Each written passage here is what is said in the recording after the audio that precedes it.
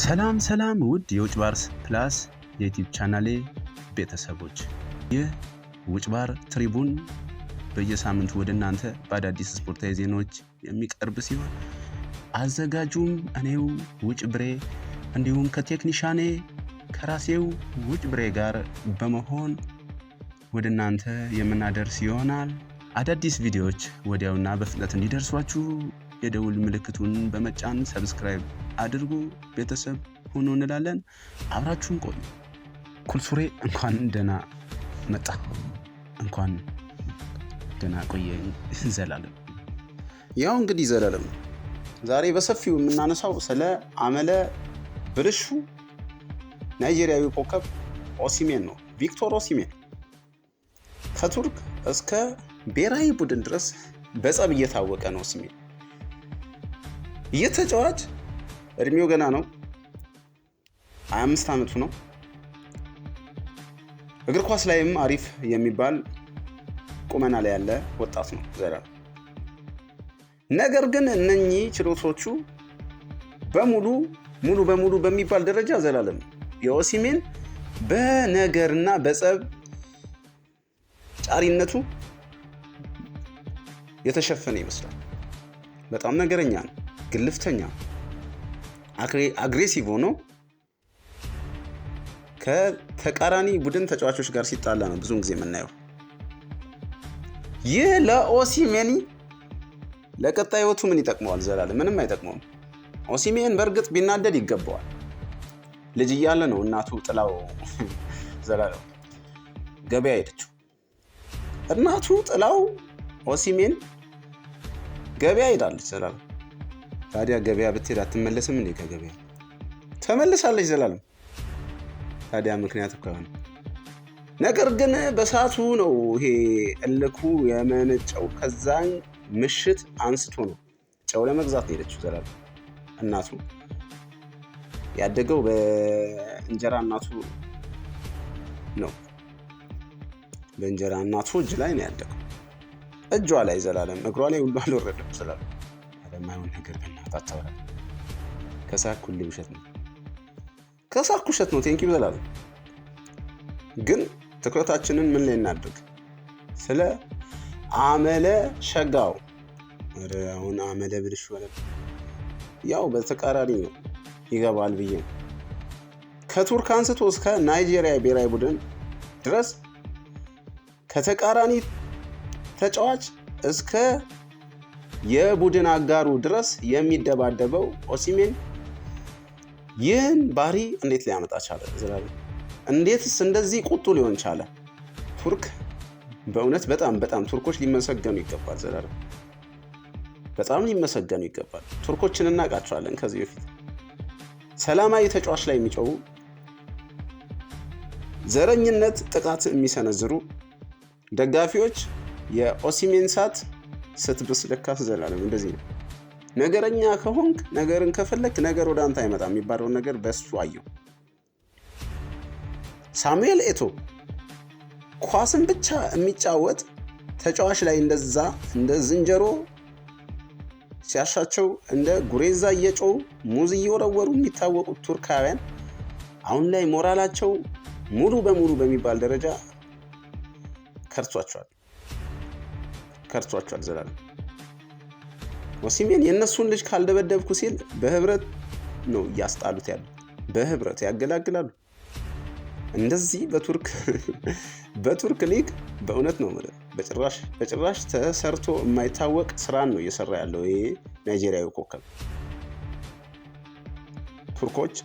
ቱርክ ድሮ ቀረ፣ ቱርክ በደርግ ዘመን ቀረ፣ ቱርክ በኢህአዴግ ሰዓት ቀረ ምናምን እስኪባል ድረስ የቱርክ ሊግ እንደዚህ ፍዝዝ ብለው ጨዋ ሆነው በጣም አደብ በገዙበት ወቅት ነው ይህ ናይጄሪያዊ በተራው ከበፊት ቀንደኛ የቱርክ ደጋፊ ከአልትራ ደጋፊዎች የዘረኝነት ጥቃት ሰንዝረው ከሚያቆስሉ በምላስ ከሚያቆስሉ ደጋፊዎች ብሶ የተገኘው ኦሲሜን እንግዲህ ያ በቱርክ ሊግ የሚያሳየው አመል ነው ተከትሎት መጥቶ አሁን ላይ በናይጄሪያ ብሔራዊ ቡድን ከቡድን አጋሩ ከሉክማን ጋር እንዴት ኳስ አላቀበልከኝም ብሎ እየተጣላ ያለው አመል መጥፎ ነው። ከባሎን ዶርና እደርስበታለሁ ከምትለው ስኬት ወደ ኋላ ይጎትታል ዘላለም። ማሪዮ ባላቶሊን ተመልከተው።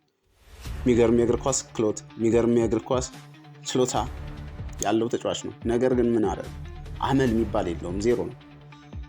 ያ መጥፎ ባህሪው ያው አሁን ላይ ባላቶሊ 3ኛና 4ኛ ዲቪዚዮን ሊግ ላይ ሄዶ እንዲጫወት እያደረገው ነው። እንዲህ አይነት ነገሮች አንተነትን ነው የሚያበላሹት ዘላለም። ኦሲሜን ከሉክማን ጋር ለምን ተጣላ? የምታውቀው ነገር አለ ዘላለም? አረ ዛሬም እየጠየከኝ ነው። ሁሌም ጠይቃለሁ ዘላለም። ታዲያ ለምንድን ነው የመጣው? ያንተ መምጣት ምኑ ጋር ነው እኔን የምትጠይቀኝ እንኳን? አይ እኔ አንተን እየጠየቅኩ ዘላለም፣ አንተም እየመለስክልኝ ሀሳብ እያብላላን ነው አይደል እንዴ? ነገሩን ግልጽ የምናደርገው ምናፈነዳው ዘላለም፣ ምናፈነዳው ማፈንዳቱን ተው። አልሸባብን ወደ ያጠቃ እናም ከሉክማን ጋር የተጋጨበት ምክንያት በጣም ይገርማል። ለምን ኳስ አላቀበልከኝም ብሎ ነው። መጀመሪያ አቀብሎታል፣ ፈስፍቶ ነው ያጎረሰው። ሁለተኛ ላይም ይህ ስግብግብነቱ አፈንግጦ ወጥቶ እንዴት ኳስ አትሰጠኝ ደግመ አትሰጠኝም እንዴ? ሉክማን ለሱ ነው እንደሚኖረው። እናቱ ያልኖረችለትን ህይወት እንዴት ነው ከሉክማን የሚጠብቀው? እናቱ ዴሲልቫ ያላደረገችለትን ነገር እንዴት ነው ከሉክማን የሚጠብቀው ዘላለም? ዴሲልቫ ጥላው ገበያ። አረ ዴሲልቫን ፍታ እንጂ አንተ የወንድ ስም እየጠራክ ምንድነው እናቱ የምትለው? አረ በእናትህ አባቱ ነው እናቱ ዴሲልቫ። ያው የሚጠሩት በአባታቸው አይደል? ብዙውን ጊዜ ማሪያ ዴሲልቫ ነው የምትባለው። እሱ እኮ ግን የላቲን ስም ነው። ላቲናዊ ናት የሳይ የዘራረጉ ከላቲን ነው የሚመዘዘው። አይተው ከሆነ እኮ ያስታውቃል እሱ። አረ ምን ይመስላል? ላቲኖች እኮ ያምራሉ። ቁልፍሬ ኦሲሜንም እኮ ያምራል። ያው ጁኒየርን ነው የሚመስለው አይደል? ለፊቱ ነበር ቀይ ካርድ መስጠት እንጂ አይደለም። እንደዚህ አይነት ጸባይ አሳይቶ ይቅርና ለፊቱ ዝም ብለ በቃ ለፊቱ በቀይ ካርድ ማውጣት ነው። እንዴት እንዲያስጠላ ብለ። በድሮ ዘመን ቢሆን በፊቱ ምክንያት በጉዳት አይገባም።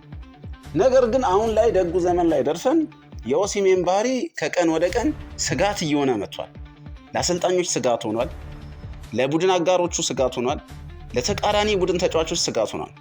ይህ እንዴት ነው ኦሲሜን ይህ ባህሪ ሊያዛልቀው የሚችለው? ባቡሩ ቆሟል ዘላለም፣ ህይወቱ ቆሟል ዘላለም። በዚህ ሁኔታው ከቀጠለ 1 ሴንቲሜትር እንኳን መጓዝ አይችልም። የናይጄሪያው አሰልጣኝ ጄጂ ኦካቻ ምን ነው እያለ ያለው? ጄጂ ኦካቻ አይደለም የናይጄሪያ አሰልጣኝ። ነገር ግን በአሁኑ አሰልጣኝ ደስተኛ አይደለም ዘላለም። በዛ መቀየራቸው አይቀርም። ኦሲሜኒ እንዲህ ወዲያው ፈጥኜ ካላለፍኩ ትይዘኝ ነው። ለአንድ ደቂቃ እንደው ካንተ ጋር መከራከር አልችልም ዘላለም። ኦሲሜኒ እንግዲህ በዚህ ሁኔታው እንዴት ነው መቀጠል የሚችለው? እሱን አብረን የምናየው ይሆናል። ነገር ግን ባለፈው ዕለት የሰራውን አይተሃል። የኮንጎ ተጫዋች ላይ የኮንጎን ደጋፊ 90 ደቂቃ ቆሞ እጁን ወደ ላይ የሚያነሳው ላይ ጎል አግብቶ ያደረገውን ሲያበሻቅጠው አይተሃል። እሱ የቱኒዚያው አልጄሪያው የቱኒዚያው እሺ ይሁን።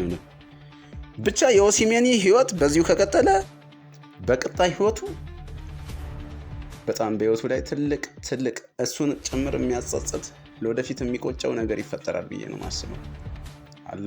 አሁን በፕራይሙ ሰዓት መጠቀም ነው ያለበት ዘላለም። ይህን ነው የምለው በእኔ በኩል። ለኦሲሜኒም ደጋግሜ ይህን አስተያየት ሰጥቻለሁ።